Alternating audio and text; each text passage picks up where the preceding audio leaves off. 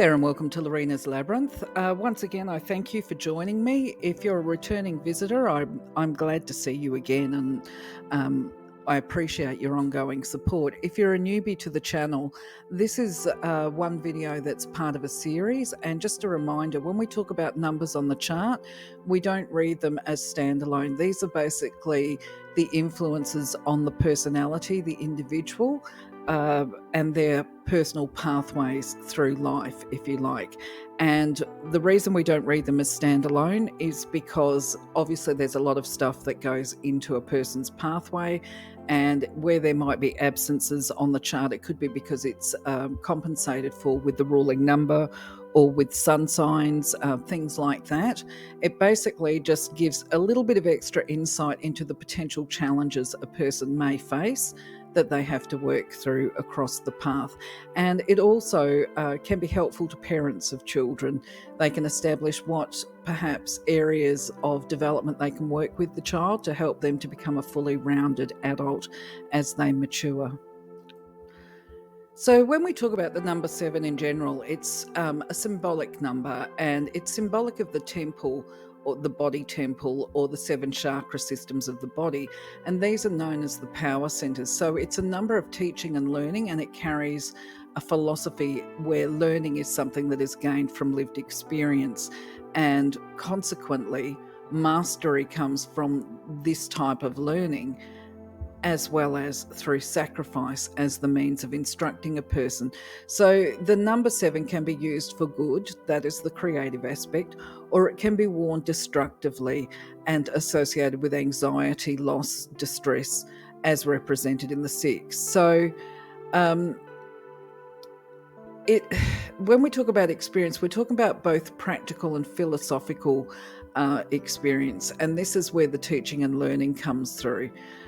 It is the highest number on the physical plane, as you see by this birth chart. So it's a very active number, and it refers to the base self. So it talks about, or what it tells us to some extent, is the type of experiences a person must go through. This becomes their learning as part of achieving this deepest wisdom. And often this teaching is involved with sacrifice, like I've said. It's a deeply spiritual number, and it involves going beyond the surface and looking at the bigger picture of life, and an understanding that there are other processes that come into play besides the ones that occur here on the earth plane. However, I must say the nature of the sacrifices that a person experiences or generally goes through, they are quite intense for most of us.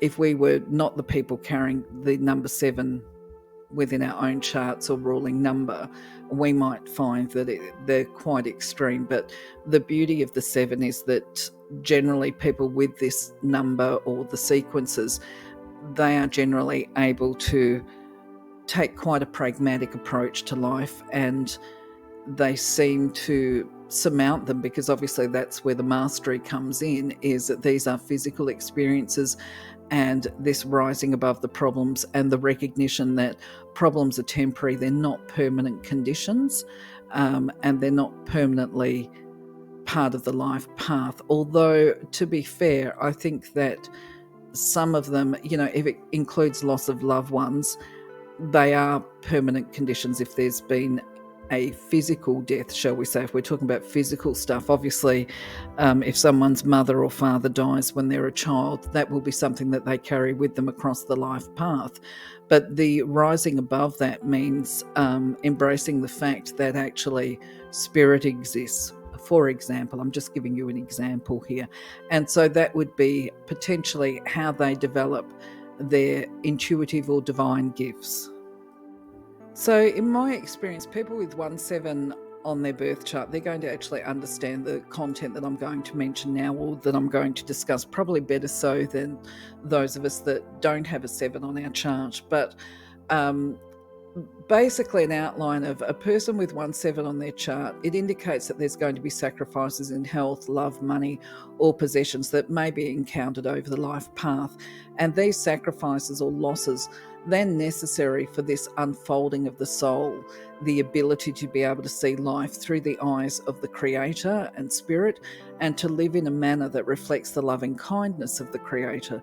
So it's a matter of taking a different perspective at sacrifice and loss. In many ways, the loss of these things, while they can be painful through out that process, the outcome is kind of like the pruning of a beautiful exotic plant. If we likened it to a rose bush, for example, for the bush to grow healthy, it needs to have pruning. Sometimes the pruning needs to be robust, and that pruning involves cutting away items that are dead or unhealthy parts of the plant to just allow for that plant to grow in a healthier and stronger way. So the sacrifice of the rose bush, shall we say, to the blooms that have completed or whatever, this is about health, and growth.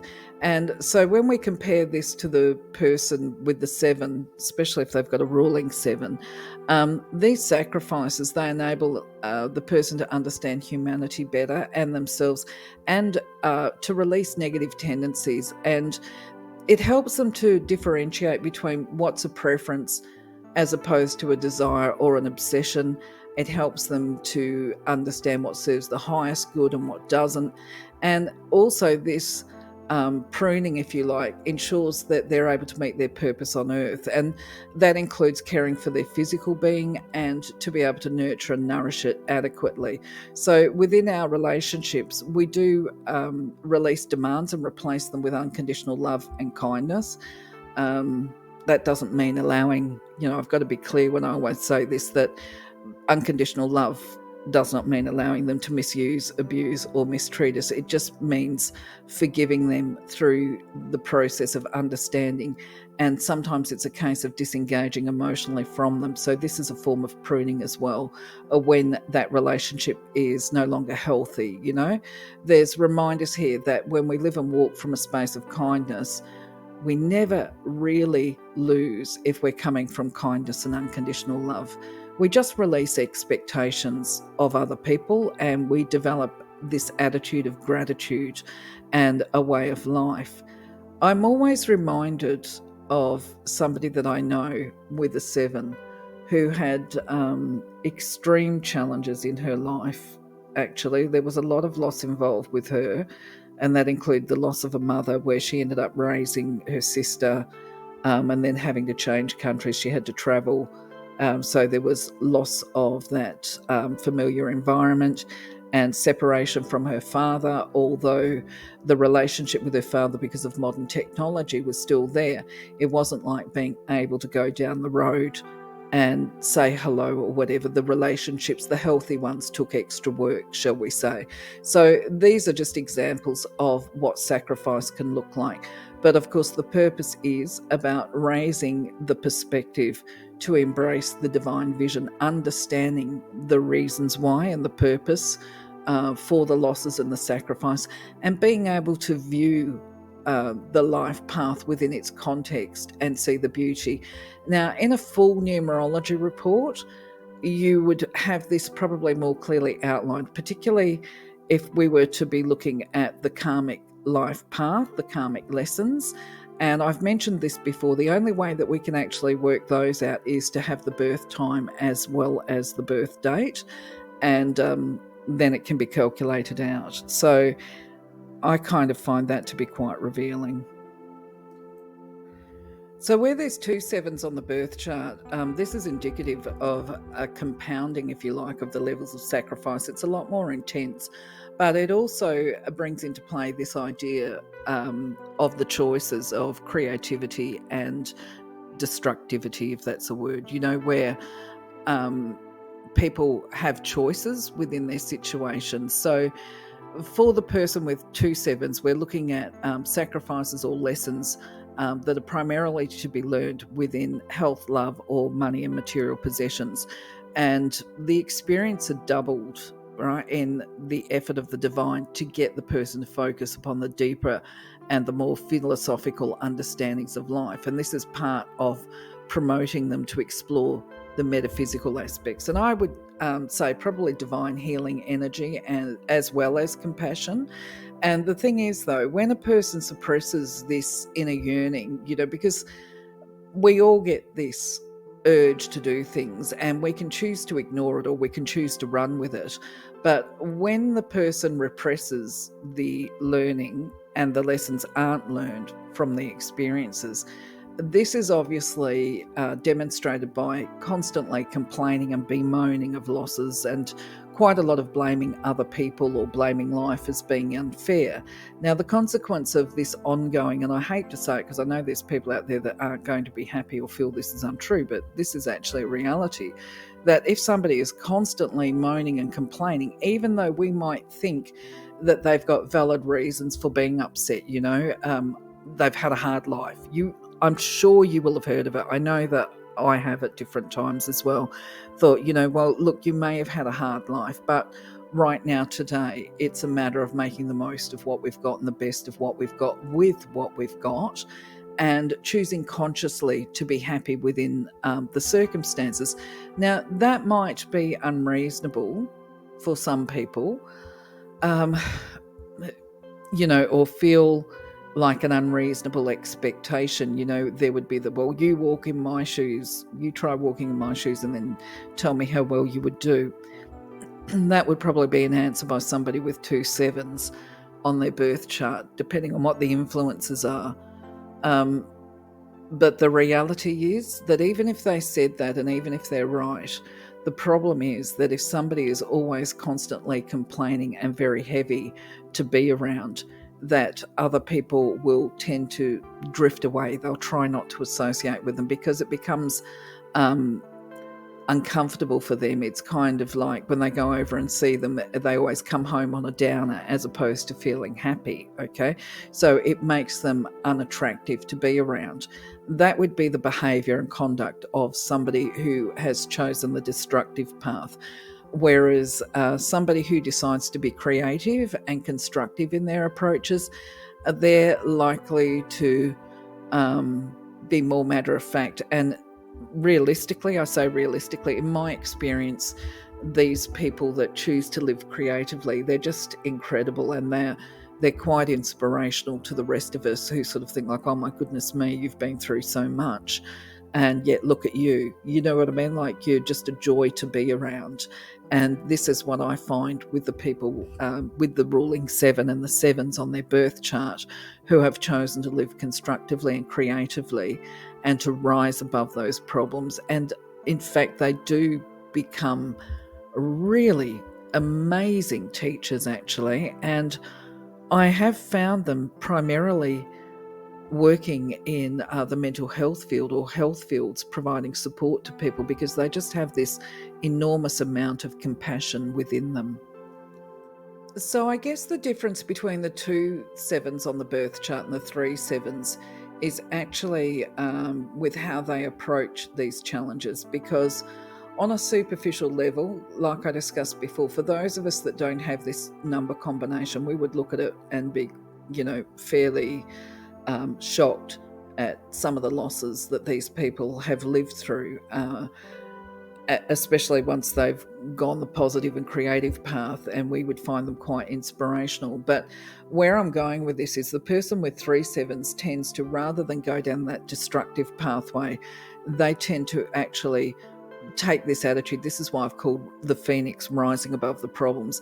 They are more likely to turn these negatives into positives and to see the silver lining of the cloud in all their situations, because they will have far more challenges than the person with 2. But it generally, their approach to these problems is very indicative of the fortitude and their character strength and their levels of compassion, because these challenges make them, and I totally agree with this, it makes them an absolutely remarkable person, very much valued by the people around them.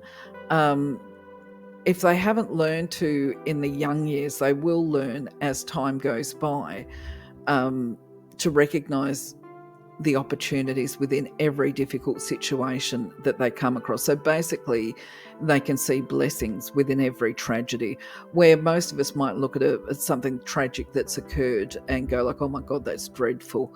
They can really grab hold of any situation, find a positive within it, and be able to work towards that positive. So there's a refusal, I guess, within them to allow themselves to be broken by life. So that's where that strength comes in. So at the same time, though, it would be remiss not to sort of say there is a risk associated for people with the 777 on their birth chart, that unless they embrace this deep philosophical understanding that the suffering and sorrow can compound into lives that are filled with depression and even misery, and obviously reflect quite poorly on their relationship. As I said before, with the 2 7s, that if somebody is always miserable, other people will try and avoid them, and that's magnified with the 3 7s. So the keys for them to be able to retain healthy relationships is to stay positive despite the circumstances.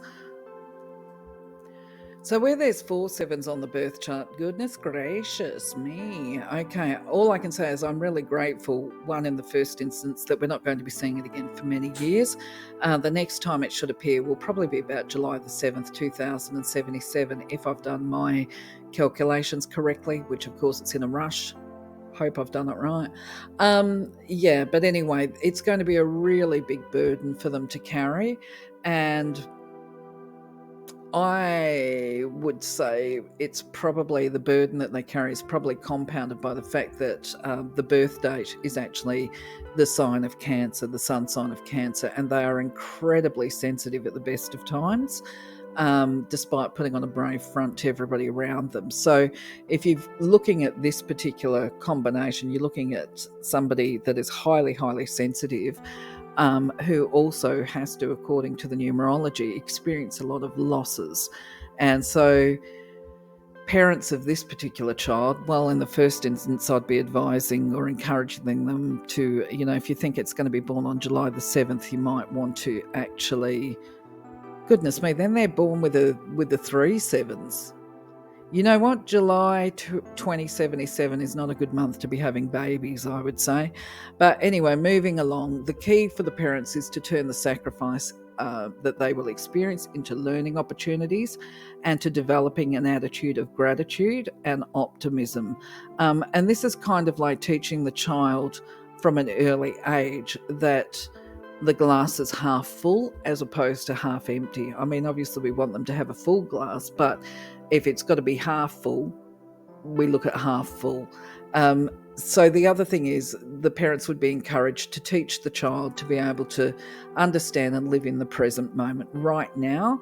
And to, if I was the parent of the child, I would be doing, teaching them strategies to purify their mind and their intent, and just to remain really focused in the present and to open their mind to achieving their potential and their life purpose, which is outlined in their divine plan or their divine blueprint.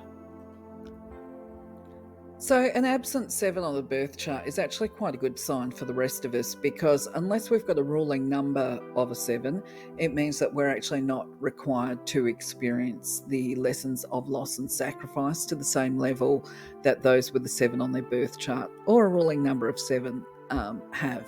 So the other thing is that if we don't have a 7 on our chart, that we would probably need to put practical effort into understanding loss and having empathy towards other people that have experienced sacrifice and loss. What else can I say about that? That's probably it, actually. Let's have a look at the next slide. So where the 7 is isolated, and you can see what this looks like here on the birth chart, there is no number 4, 5, or 8. So the 7 is sitting there out on its own. What this indicates is that the person doesn't necessarily learn the first time. They may have to have repeat lessons or experiences until they actually get the lesson that the universe is trying to tell them. Now, because of this, it might impact negatively on their health. But the other beautiful thing is, as with the other 7s, is that despite the losses, this person with the isolated 7 will eventually put it down to experience or fate. Others, like you and me, who are witnessing or observing, might think that life's been particularly harsh to them. And the advice or the solutions recommendations for a person with this number chart is to learn to ask for help. Okay, this is the primary thing, to ask for help and to be open to receiving help, because there is that level of independence for the 7 as well, where they actually like to do things their own way, remember, and they don't like to be told, but sometimes they have to, as with all of us, ask for help and to accept it. So in this way, they can be supported to be more practical and realistic with their life experiences. We would be encouraging them to develop their intuition and to practically apply it to their lives as well. This will heighten their sensitivities and help to provide them with a sense of independence through their activities. Now, just a reminder that the birth chart is important, but at the end of the day, it's not standalone. And, if there are weaknesses in the birth chart, there can be remedies that are added, such as through name numerology. I've decided to skip doing a demo birth chart today. This video is long enough as it is. In the meantime, that's it basically for 7s today. Next week, we're going to take a look at the 8s. In the meantime, I'll say thank you for being part of the journey as usual. Have a wonderful day, blessed week and all of that. And I'll catch you on the next video. Bye-bye for now.